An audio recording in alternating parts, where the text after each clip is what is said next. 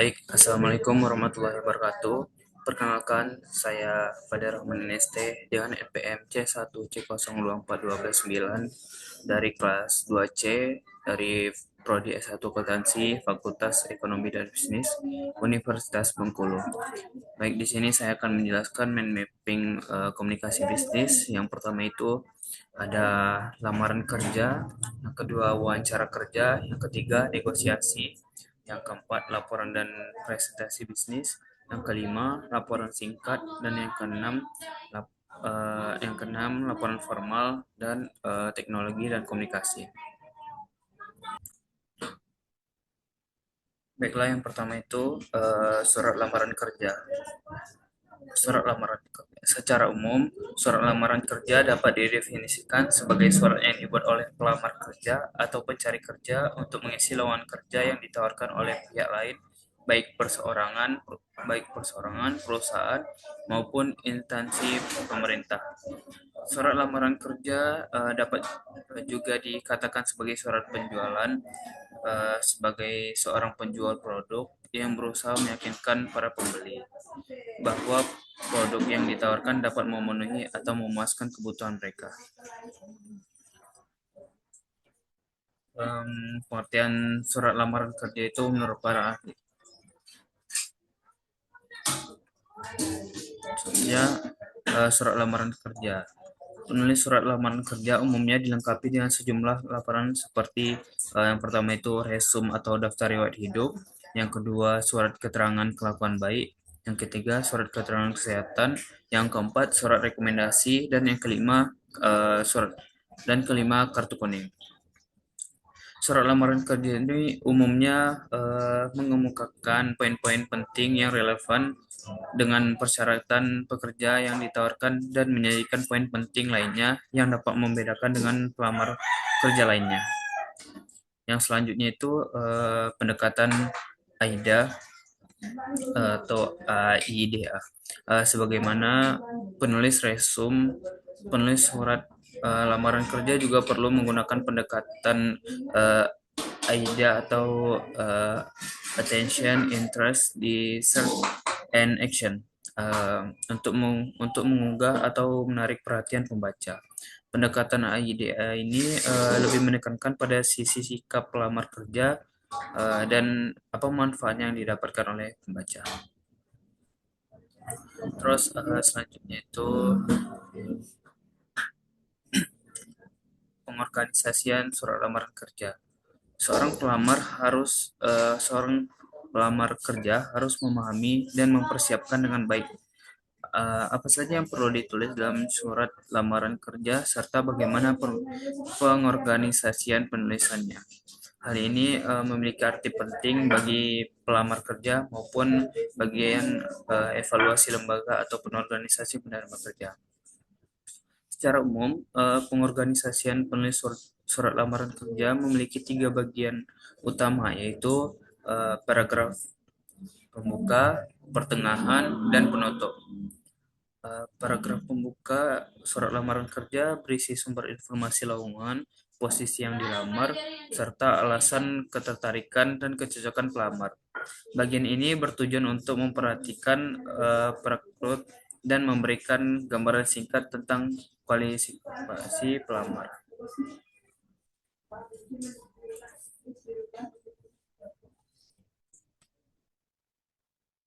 Nah, saat membuat surat lamaran kerja perlu mencantumkan hal-hal berikut. Yang pertama itu rangkuman.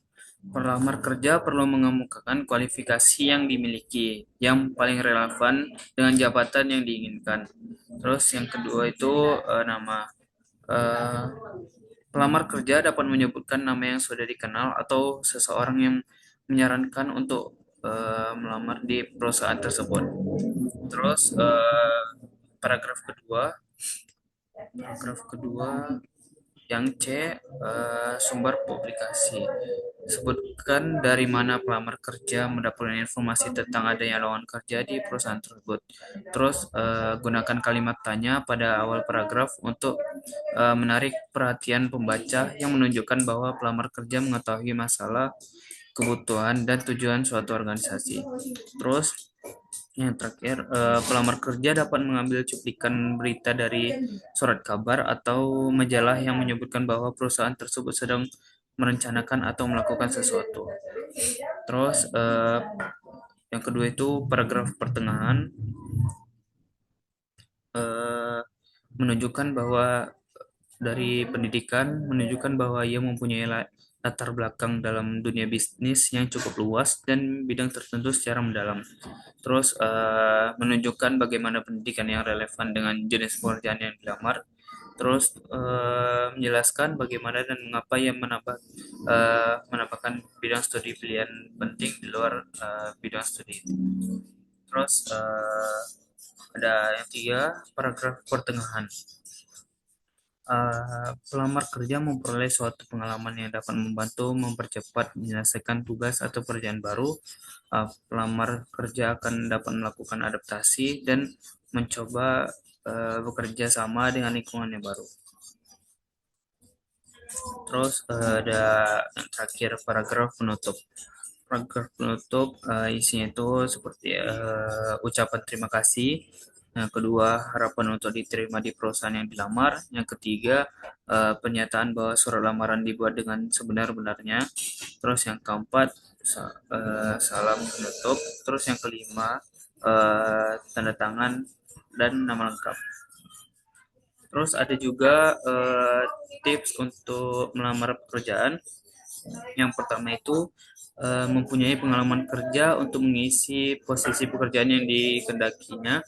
Terus yang kedua, bangkitkan minat terhadap kualifikasi yang dimiliki. Yang ketiga, tunjukkan hal-hal positif. Yang keempat, usahakan surat lamaran kerja rapi, bersih, dan menarik. Terus yang kelima, tulislah surat dari sudut pandang pembaca, bukan dari sudut pandang penulis. Dan yang keenam, tekankan hal-hal yang membedakan dengan pelamar lainnya. Terus ada juga hal-hal yang harus dihindari. Yang pertama itu, jangan melamar pekerjaan di luar kemampuan. Yang kedua, jangan mengirimkan lamaran kerja hasil fotokopi. Yang ketiga, jangan mengatakan Anda menerima pekerjaan apa saja. Terus yang keempat, hindari kata-kata yang berlebihan. Yang kelima, jangan meminta balas kasihan. Yang keenam, hindari mempersalahkan gaji. Dan yang ketujuh, jangan memberi komentar terhadap karakter pribadi kita. Terus juga ada tips tambahan. Yang pertama itu latihan cara berbicara agar percaya diri saat wawancara. Yang kedua, riset perusahaan sebelum melamar. Dan yang terakhir, gunakan link IT untuk membangun jaringan profesional.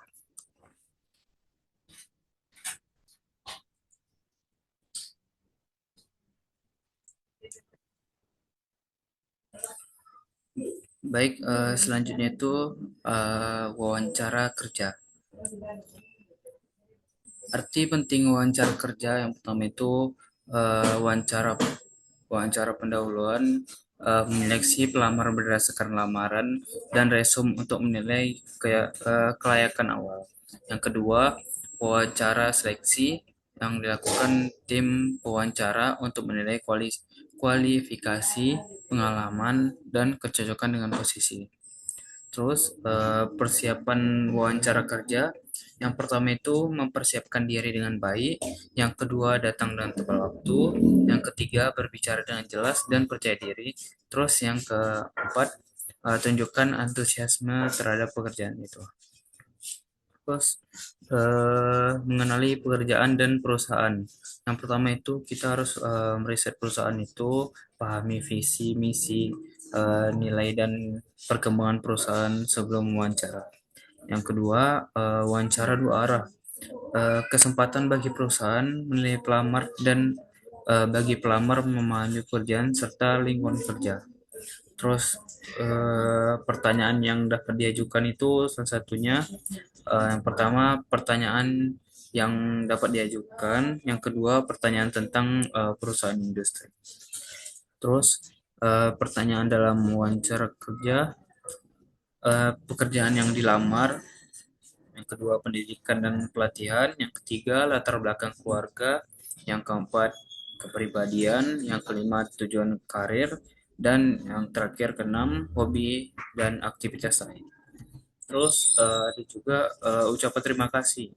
Apa yang sebaiknya kita lakukan setelah wawancara kerja selesai. Setelah wawancara kita selesai atau berakhir, sebaiknya kita mengirimkan ucapan terima kasih kepada pewawancara, meskipun peluang kita untuk diterima di perusahaan tersebut terasa kecil. Terus surat penerimaan. Surat pemberitahuan resmi dari perusahaan kepada calon pegawai yang digunakan untuk menyampaikan keputusan penerimaan kerja harus dibuat dengan jelas dan dikirimkan segera setelah keputusan diterima. Terus yang terakhir itu surat penolakan kerja. Penolakan kerja lebih baik dilakukan secara tertulis dengan nada positif, dengan gunakan pendekatan tidak langsung, mulai dengan pernyataan netral, berikan alasan, dan akhiri dengan ucapan terima kasih.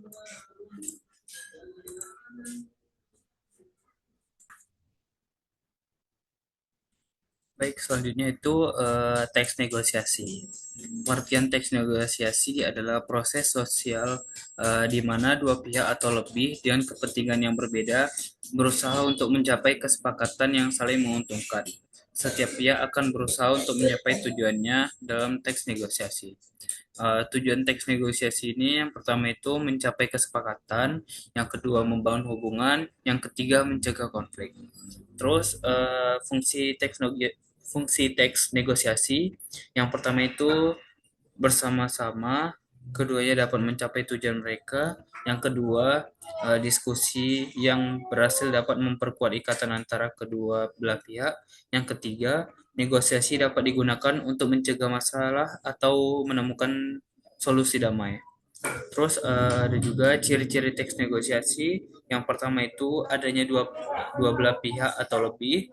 Yang kedua, tujuan untuk mencapai kesepakatan. Yang ketiga, terdapat tawar-menawar. Yang keempat, adanya kompromi. Yang kelima, bahasa yang digunakan. Dan yang keenam, fokus pada kepentingan bersama. Terus juga ada struktur teks negosiasi.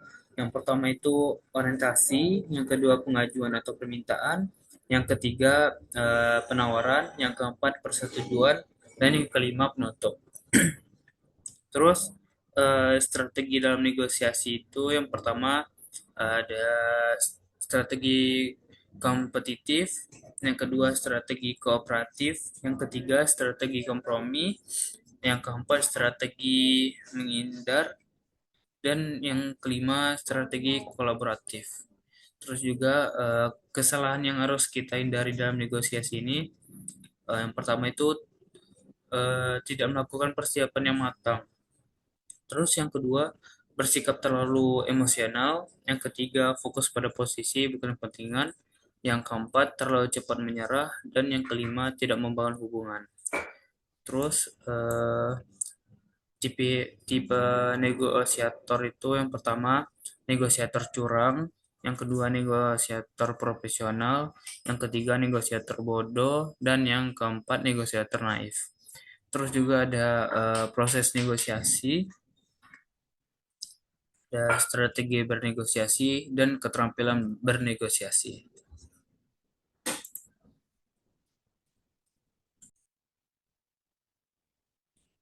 Baik, selanjutnya itu ada laporan dan presentasi bisnis. Tujuan presentasi bisnis ini yang pertama itu menginformasikan pesan-pesan bisnis kepada audiens, yang kedua menghibur audiens, yang ketiga menyentuh emosi audiens, dan yang keempat memotivasi audiens untuk bertindak. Terus persiapan presentasi bisnis. Persiapan untuk presentasi bisnis ini mencakup beberapa hal.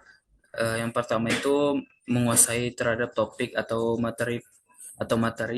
Yang kedua, penguasaan berbagai alat bantu presentasi yang baik. Yang ketiga, analisis audiens. Dan yang keempat, analisis lingkungan lokal atau tempat presentasi. Terus, alat bantu presentasi bisnis. Sarana yang digunakan untuk membantu menyampaikan materi agar lebih jelas, menarik, dan mudah dipahami dalam presentasi bisnis. Tujuannya itu untuk meningkatkan pemahaman audiens, membantu visualisasi ide, membantu presentasi lebih interaktif. Terus ada juga jenis alat bantu presentasi. Yang pertama itu papan tulis, alat bantu presentasi yang digunakan untuk menulis atau menggambar secara langsung. Biasanya digunakan dalam diskusi interaktif dan pembelajaran. Terus yang kedua itu ada flip chart, eh, lembaran kertas besar yang ditempel pada dudukan dan dapat dibolak-balik, digunakan untuk menampilkan informasi secara manual dalam presentasi kecil atau diskusi kelompok. Terus yang ketiga, transparansi overhead projector, alat yang menampilkan gambar atau tulisan dari lembaran transparan ke layar dengan bantuan cahaya proyektor, digunakan untuk presentasi yang lebih visual. Terus yang keempat, papan tulis elektronik, perangkat digital yang memungkinkan tulisan ditampilkan, diedit, dan disimpan secara otomatis untuk meningkatkan interaktivitas dalam presentasi. Terus yang kelima, video video case recorder, perangkat pemutar kaset video yang digunakan untuk presentasi untuk menampilkan materi berbentuk rekaman video meskipun sekarang ini sudah jarang digunakan. Terus panel LCD dan proyektor LCD. Alat yang menampilkan gambar atau video dari komputer ke layar proyeksi banyak digunakan untuk mempresentasikan di ruang besar. Terus yang terakhir itu alat presentasi modern. PowerPoint dan Google Slide digunakan untuk membuat presentasi digital dengan teks, gambar, dan animasi agar lebih menarik dan interaktif.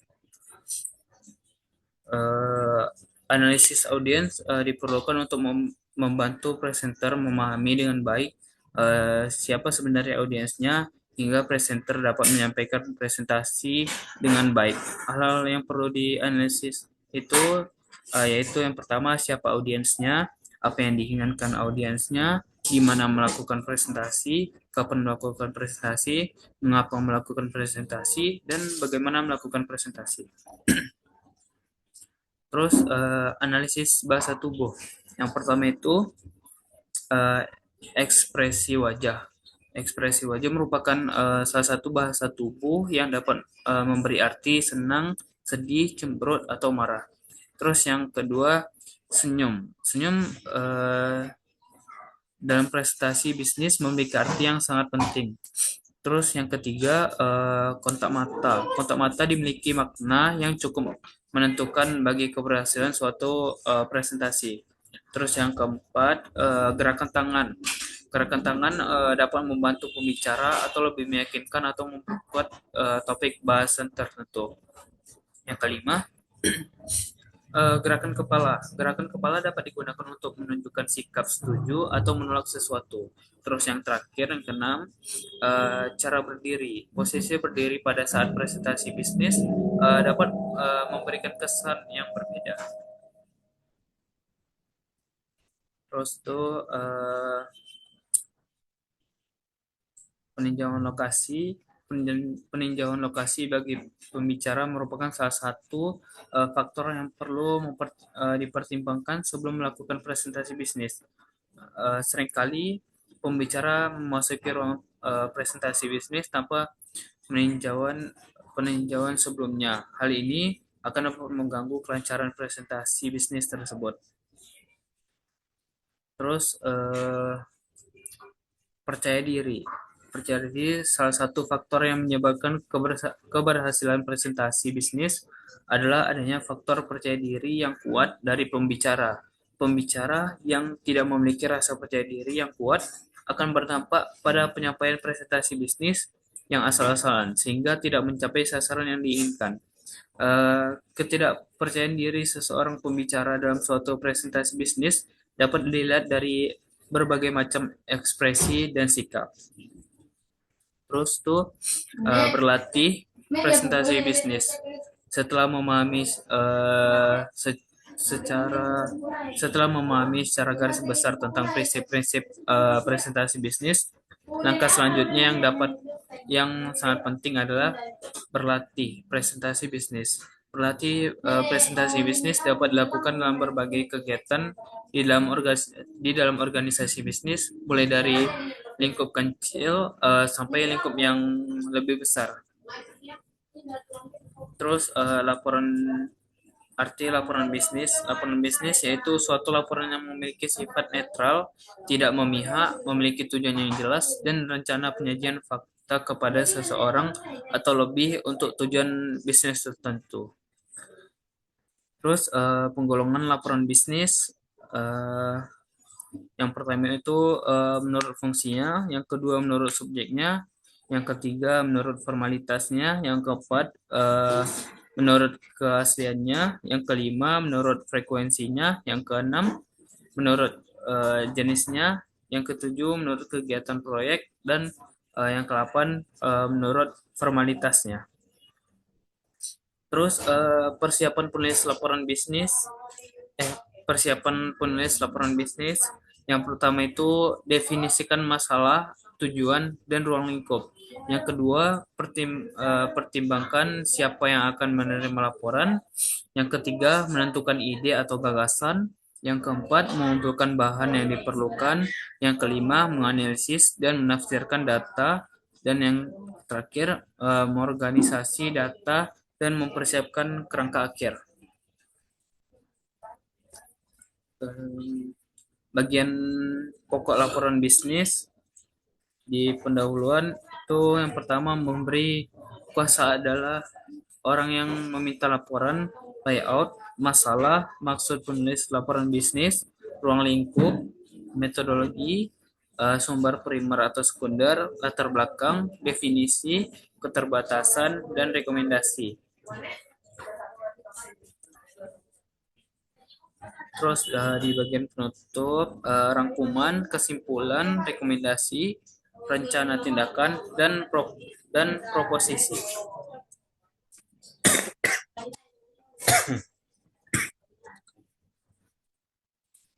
Terus organisasi tubuh laporan bisnis. Cara menyusun tubuh laporan bisnis, yang pertama itu pendekatan deduktif, yang kedua pendekatan induktif.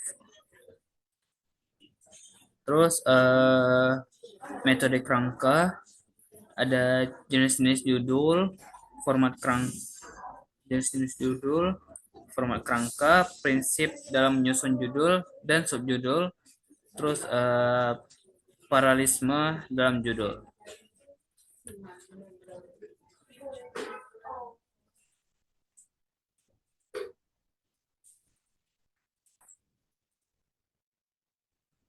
Baik, selanjutnya itu laporan singkat. Karakteristik laporan singkat, yang pertama itu karakteristik laporan singkat. Kebanyakan laporan singkat hanya mencakup materi pendukung yang relatif sedikit bagi pencapaian komunikasi yang efektif, dan ini dapat berbentuk memo. Laporan singkat lebih menekan pada tubuh atau body laporan yang mencakup pembukaan, hasil temuan, bahasan, dan bagian penutup. Terus membuat laporan bisnis yang baik. Laporan bisnis merupakan alat manajemen yang sangat penting dalam suatu organisasi.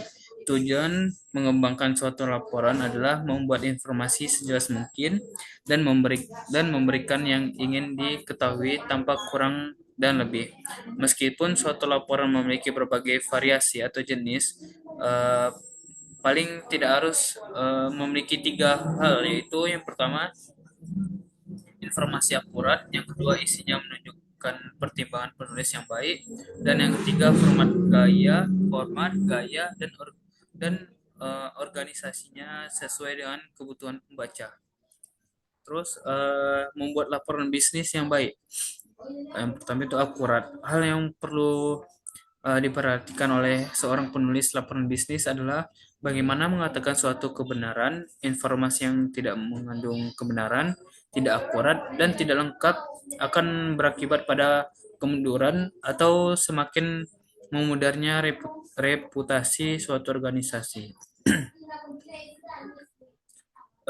Beberapa hal berikut yang dapat membantu mengatasi distorsi. Yang pertama itu menjelaskan fakta atau eh, peristiwa yang sering terjadi. Terus yang kedua, melaporkan semua fakta yang relevan. Yang ketiga, menempatkan fakta yang ada dalam suatu perspektif. Terus keputusan yang baik. Laporan bisnis dibuat tidak hanya untuk kepentingan pihak internal saja, tetapi juga pihak eksternal organisasi, karena laporan bisnis merupakan dokumen resmi yang dibaca oleh masyarakat luas, sudah sepatasnya untuk tetap menjaga etika bisnis. Terus format, gaya, dan organisasi yang responsif. Sebelum menulis, kita harus memutuskan apakah akan menggunakan format surat, memo, atau manuskrip manuskrip, apakah menggunakan gaya informal atau formal. Dalam kaitannya dengan menentukan format dan gaya pembuatannya, beberapa pernyataan berikut ini dapat digunakan sebagai alat bantu untuk menentukan pilihannya.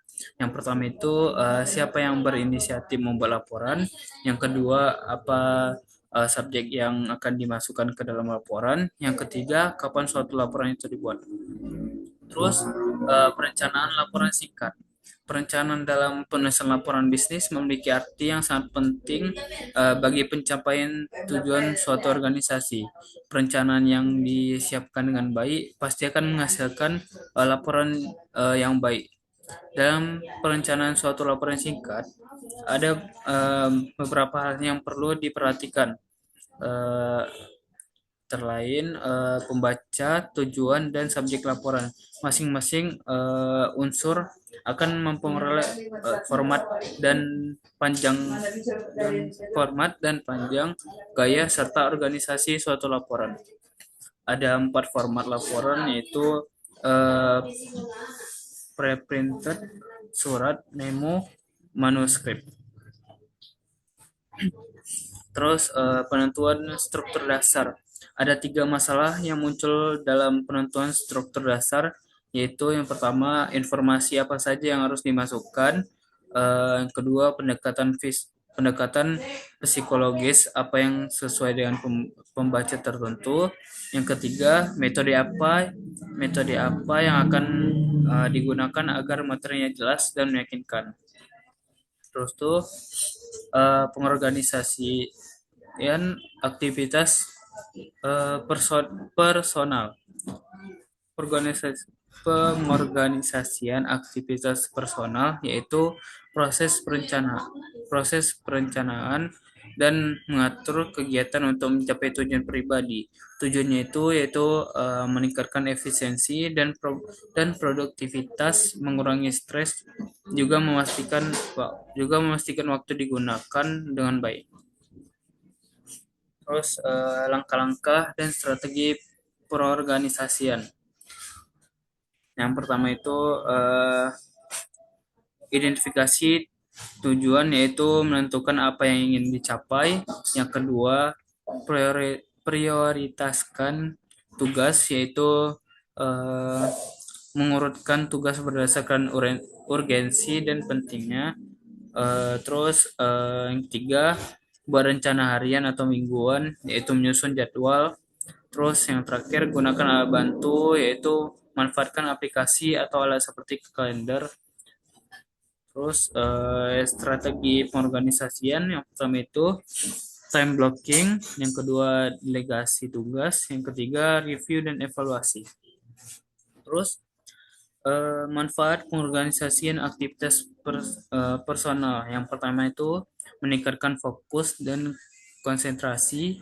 Yang kedua, memfasilitasi pencapaian tujuan jangka pendek dan jangka panjang. Yang ketiga, menciptakan keseimbangan antara pekerja dan kehidupan pribadi. Terus pengorganisasian laporan analisis. Laporan analisis adalah jenis laporan yang bertujuan untuk menganalisis suatu masalah, mengevaluasi data, dan memberikan kesimpulan serta rekomendasi kepada pembaca.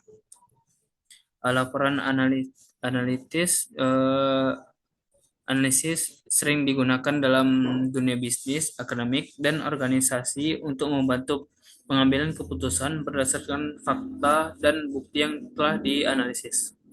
Terus pendekatan dalam laporan analisis ada dua, yaitu pendekatan langsung dan pendekatan tidak langsung. Terus tuh jenis laporan analisis ada laporan laporan justifikasi, yang kedua usulan bisnis baru di luar klien, terus laporan troubleshooting.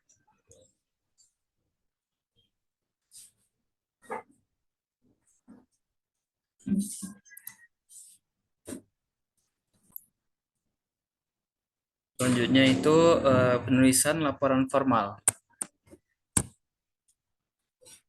Pengembangan struktur yang logis. Yang pertama, pengembangan struktur yang logis. Mengembangkan struktur yang logis dalam laporan formal adalah langkah yang penting untuk memastikan laporan mudah dipahami dan efektif dalam menyampaikan informasi. Mulailah dengan melihat tujuan penelitian eh, secara menyeluruh untuk menentukan apakah Anda akan menggunakan kerangka informasional, analitis, atau gabungan keduanya. Terus ada tugas informasional. Suatu studi yang mengarah kepada laporan faktual dengan sedikit analisis atau penafsiran umumnya dikelompokkan atas dasar subtopik. Ini ada beberapa cara untuk menyusun subtopik. Yang pertama itu urutan tingkat kepentingan.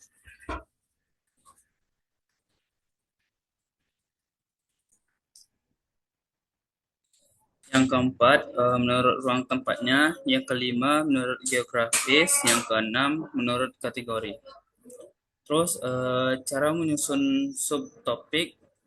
Yang pertama itu urutkan tingkat kepentingan. Yang kedua, secara berurutan. Yang ketiga, secara kronologis. Terus, menurut ruang tempatnya. Terus, tugas analitis, laporan yang berisi analisis, kesimpulan, dan rekomendasi umumnya dikarenakan dengan metode pemecahan massa, hipotesis merupakan suatu pendekatan struktural yang paling umum bila masalahnya adalah menemukan penyebabnya. Prediksi hasil atau mencari pemecahan suatu masalah, salah satu cara untuk mengatasinya adalah memformulasikan penjelasan hipotesis.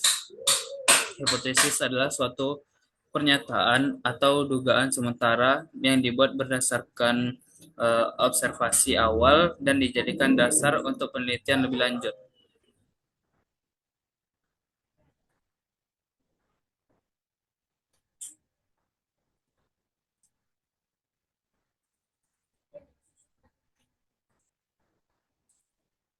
Terus aturan aturan pembagiannya, yang pertama itu memilih prinsip-prinsip dasar pembagian. Yang kedua, gunakan satu prinsip setiap membagi laporan ke dalam subtopik.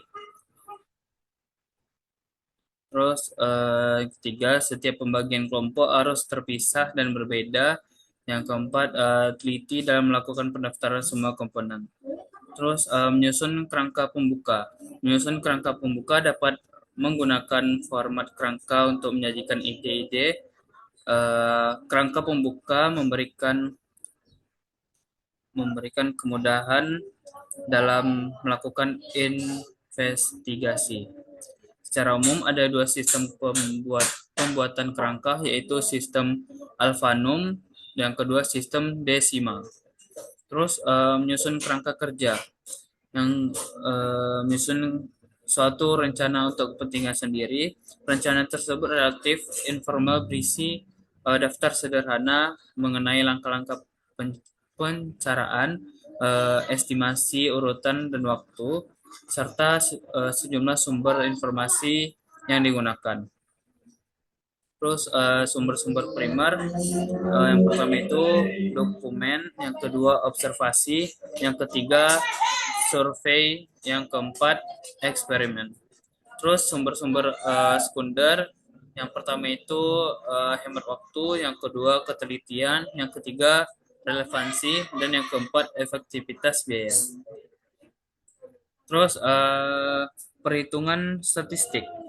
Yang pertama itu rata-rata atau mean, yang kedua median, terus yang ketiga eh,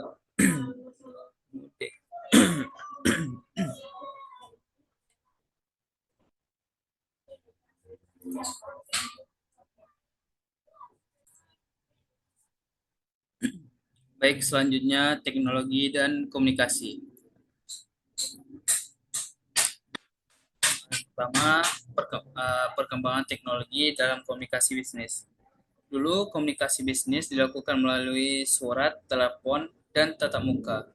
Perkembangan teknologi membawa komunikasi ke arah ranah digital melalui email, video conference, dan media sosial.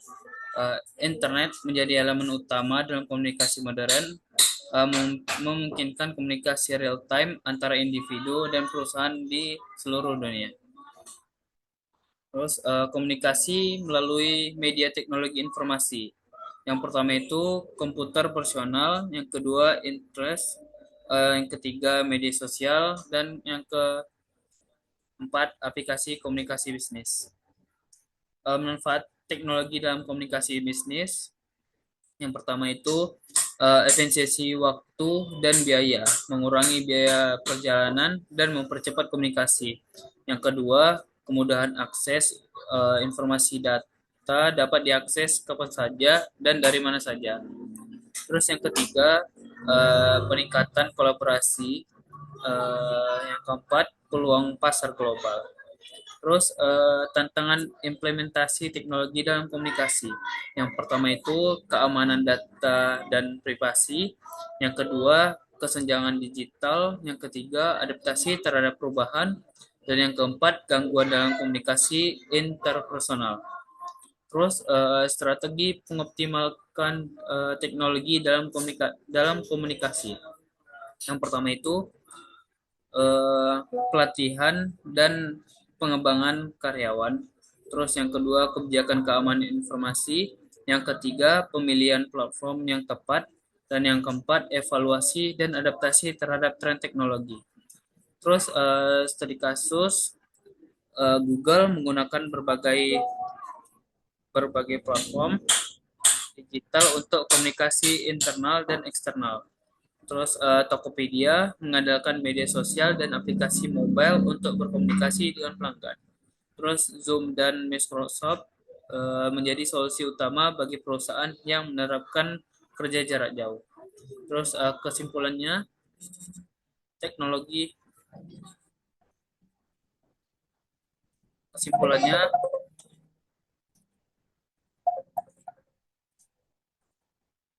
kesimpulannya teknologi telah merevolusi cara bisnis berkomunikasi. Penggunaan teknologi yang tepat dapat meningkatkan efisiensi dan daya saing perusahaan. Baik, sekian dari saya. Wassalamualaikum warahmatullahi wabarakatuh.